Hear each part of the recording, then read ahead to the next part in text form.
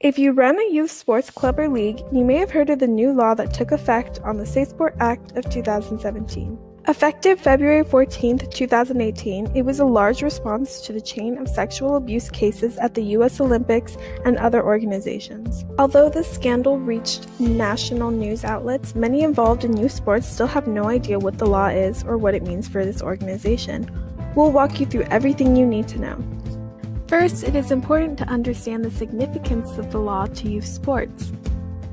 It was created to protect young athletes from abuse, and since this is such a serious issue, there are requirements of organizations that, if unmet, will lead to criminal penalties. It is worth making sure your organization is compliant to avoid criminal prosecution and create the safest environment possible for young athletes. Second, we need to understand who is affected by the law.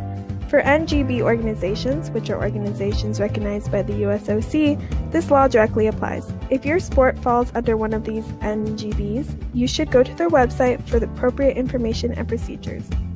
For non-NGB organizations, the law applies only to you if you compete in interstate or international competitions. Even if your club or league doesn't compete out of state, the law still indirectly affects you as it establishes a new standard of care similar to the recent concussion legislation.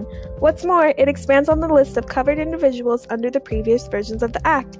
Now, any adult authorized to interact with youth athletes will be required to report suspicions of abuse within 24 hours. Third, the requirements of the law themselves. The law has 4 requirements. The first is an educational requirement to offer and provide consistent training regarding prevention and reporting of child abuse to all adult members who are in regular contact with amateur athletes who are minors. The second is an educational requirement for minors, with subject to parental consent, to provide consistent training regarding prevention and reporting of child abuse.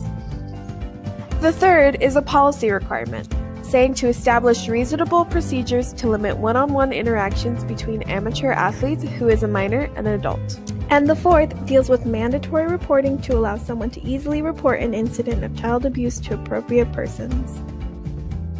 Here's a quick checklist of what you should do to become compliant and create the safest environment possible for your athletes.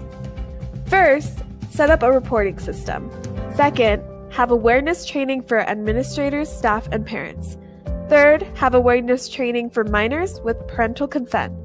Fourth, publish policies and materials on website. Fifth, run background checks.